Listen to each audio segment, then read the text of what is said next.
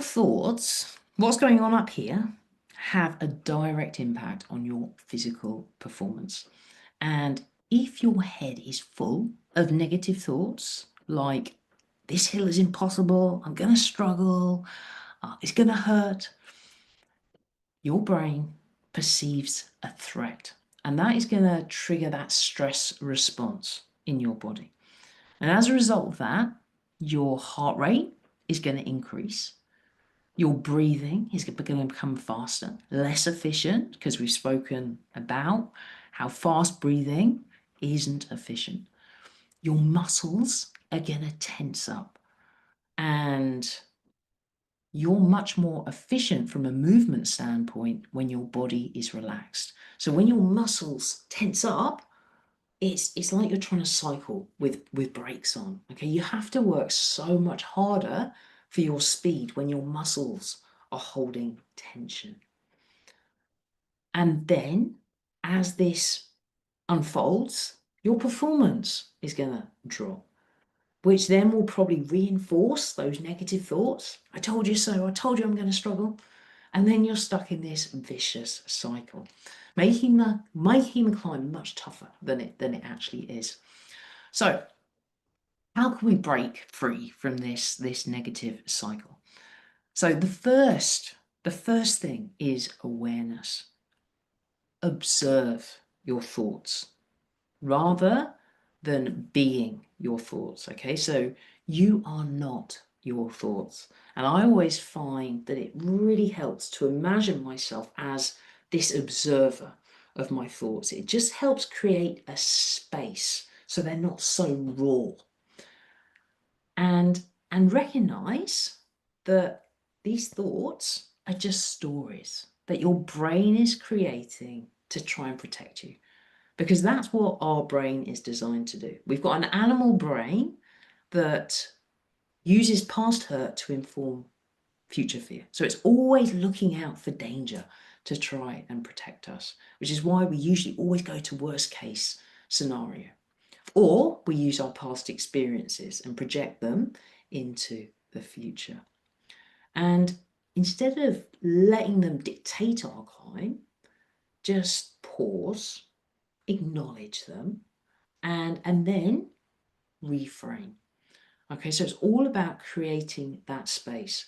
There's a great quote from Viktor Frankl, and I always butcher it, but the start of it, and this applies not just to your cycling, but to life in general, between the stimulus and response is a space. And in that space lies our power to choose. And then I forget the rest. And therein lies our growth and freedom. But essentially what he's trying to say is you are not your thoughts. And there is this space, and in that space, we can then think about what we're thinking and think, oh, is it logical? Is it true? And reframe. Okay, so instead of this is going to be tough, we can say, oh, I can handle this challenge. Much more positive reinforcement. So there is your opportunity to reframe, but only with that awareness. So that's the first thing. Then we can use visualization. So a lot of professional athletes now are using visualization techniques.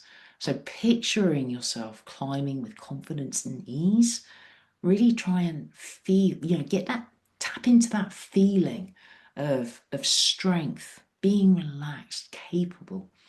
And that mental rehearsal will really help develop confidence and lead to more positive outcomes as well.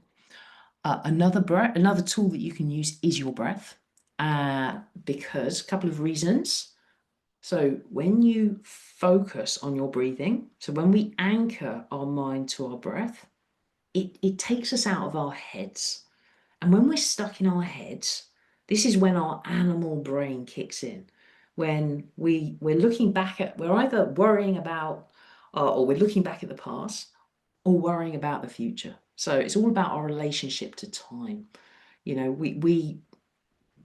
Whereas when we're present, i.e., we're in the now, we're not looking at the future, we're not imagining the future or thinking about the past, then we've got nothing to worry about.